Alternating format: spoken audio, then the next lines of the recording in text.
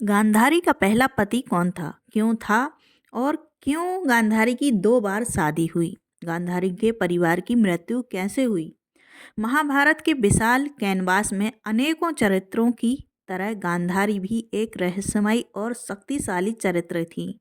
उनका जीवन केवल एक राजा रानी का नहीं था, बल्कि वह था अनंत पीड़ा, महान त्याग, भविष्य की गहरी छाया, ज्योतिष के अदृश्य द्वार पर खड़े अंधकारमय संकेत और अंततः एक महाविनाश की ओर ले जाने वाली लंबी यात्रा का प्रतीक। गांधारी का जन्म गांधार देश के राज परिवार में हुआ था, जहाँ विद्या, नीति, ज्योतिष विद्या, शिक्षा और राजनीति समान रूप से विकसित थे। बचपन से ही वह अत्यंत सुसंस्कृत, धर्मपरायण और शांत स्वभाव की थीं। उनकी सुंदरता, बुद्धिमत्ता और विनम्रता पूरे देश में प्रसिद्ध थी। यहाँ तक कि कहा जाता है कि उनके जन्म के समय ही ज्योतिषियों ने बता दिया था कि यह कन्या अद्भुत गुणों वाली होगी, परंतु उसके जीवन में एक गहरा अंधकार अवश्य आएगा। उस अंधकार की जड़ थी उनकी कुंडली में, जो भविष्य में केवल उनके ही नहीं बल्कि पूरे कुरुक्षेत्र के इतिहास को बदल देने वाला था। गांधारी की कुंडली में एक भयंकर दोष पाया गया, द्विविवाह योग। ज्योतिष शास्त्र के अनुसार जन्म पत्रिका में ऐसा स्थान और ऐसा ग्रह योग था जो 2 विवाह का संकेत देता था। इसका अर्थ था कि पहला पति विवाह के तुरंत बाद मृत्यु को प्राप्त होगा और दूसरा पति जीवित रहेगा।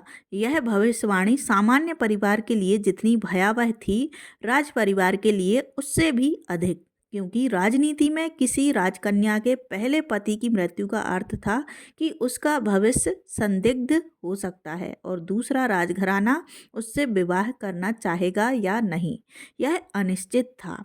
गांधार का राज परिवार यह भविष्यवाणी सुनकर गहरे चिंतन में डूब गया। राज सिंहासन पर बैठे राजा सुबल भले ही अत्यंत ज्ञानी, न्यायप्रिय और कुशल प्रशासक थे, परंतु इस दैविक संकेत के सामने वह भी असहाय हो गए। तभी एक साधु और ज्योतिषाचार्य ने सलाह दी कि इस अशुभ योग को मिटाने का एकमात्र उपाय है प्रतीकात्मक विवाह, अर्थात कन्या का पहला विवाह किसी पशु के साथ कर दिया जाए और उसके बाद उस पशु को बलि देकर विवाह पूर्ण माना जाए, तब यह दोष समाप्त हो जाएगा। उस काल में यह प्रथा अनसुनी नहीं थी। कई राजघरानों में इसी प्रकार प्रतीकात्मक विवाह कर अशुभ योग को नष्ट किया जाता था। अतः राज परिवार ने विवश होकर सहमति दी।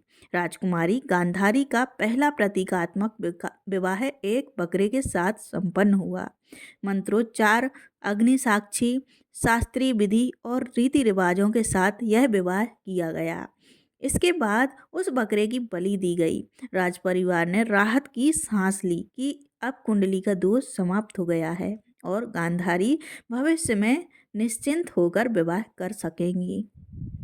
लेकिन यहाँ एक महत्वपूर्ण बात हुई। गांधारी के इस प्रतीकात्मक विवाह और बकरे की बलि की बात को बाहर किसी से साझा नहीं किया गया। इसके पीछे कारण था राजनीतिक।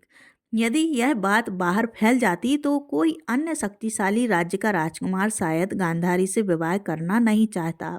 राजनीति, कूटनीति और सामाजिक व्यवस्था सभी को ध्यान में रखते हुए यह बात अत्यंत गुप्त रखी गई।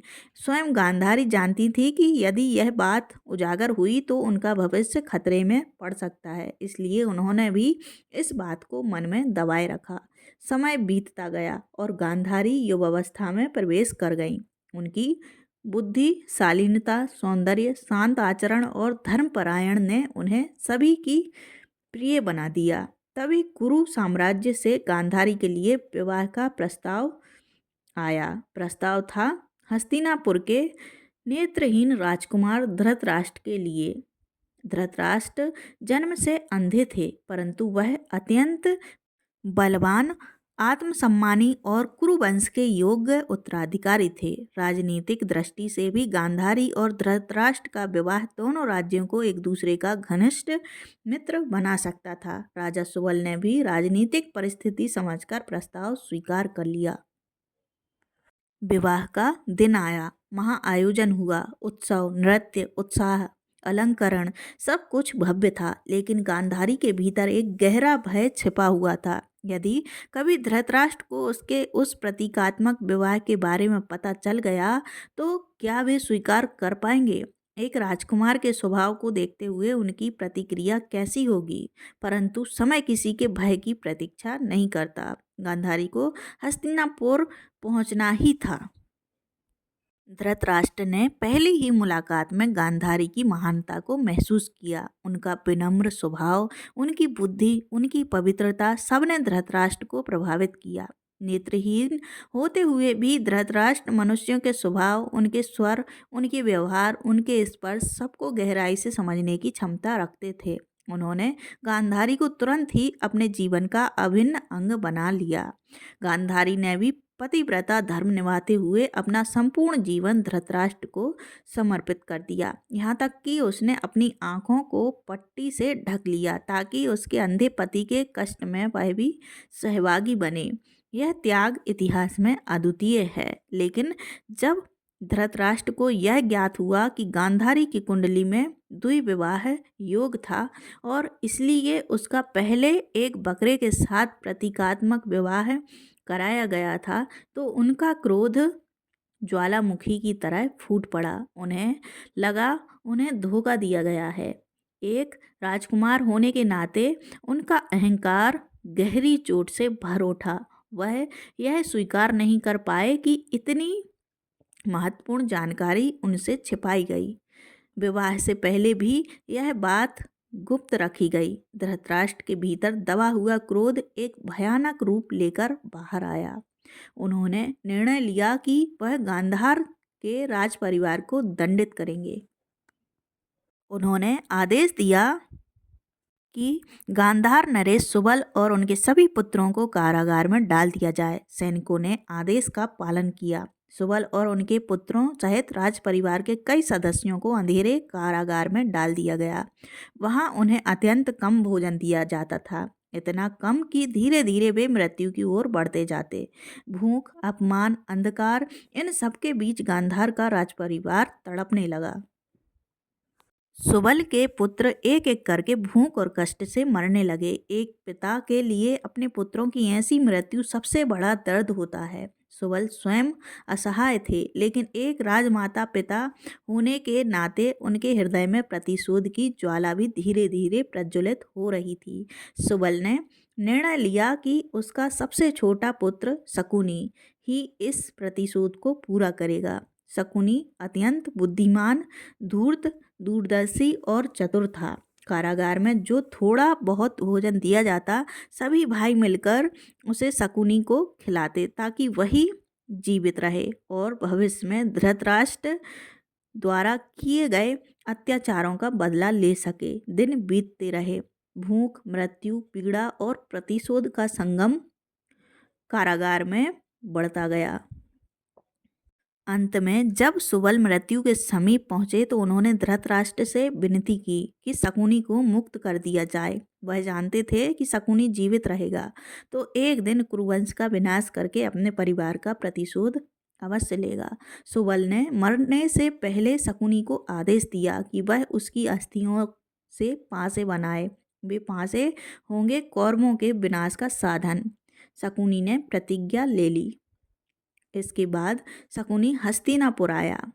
उसने धीरे धीरे सभी का विश्वास जीत लिया, खासकर दुर्योधन का। वह सबसे प्रिय मामा बन गया। शकुनी ने दुर्योधन के मन में पांडवों के प्रति ईर्ष्या, घृणा और द्वेष को बढ़ाने का काम किया। दुर्योधन को उकसा उकसा कर वह युद्ध की ओर बढ़ता रहा। वह जानता था कि पांडवों के विरुद्ध युद्ध का परिणाम केवल एक होगा, कौरवों का नाश, और इसी में पूरी होगी उसके पिता सुबल की अंतिम इच्छा। इस प्रकार धृतराष्ट्र के क्रोध, उनके अहंकार और गांधारी की कुंडली का दोष छिपाने की घटना आखिरकार एक ऐसे महाविनाश की नींव बन गई जो कुरुक्षेत्र में सबसे बड़े युद्ध के रूप में सामने आया। इतिहास में शकुनी प्रतिशोध का प्रतीक बनकर उभरा। कहा जाता है कि मृत्यु के बाद उसे स्वर्ग प्राप्त हुआ क्योंकि उसने अपने परिवार के प्रति कर्तव्य निभाया, अपने पिता को दिया वचन पूरा किया और प्रतिशोध की अग्नि को प्रज्वलित रखा। तो दोस्तों, आपको यह रहस्यमयी कथा कैसी लगी कृपया कमेंट करके ज़रूर बताएं। वीडियो पसंद आया हो तो लाइक करें, चैनल को सब्सक्राइब करना ना भूलें। धन्यवाद। जय श्री कृष्ण।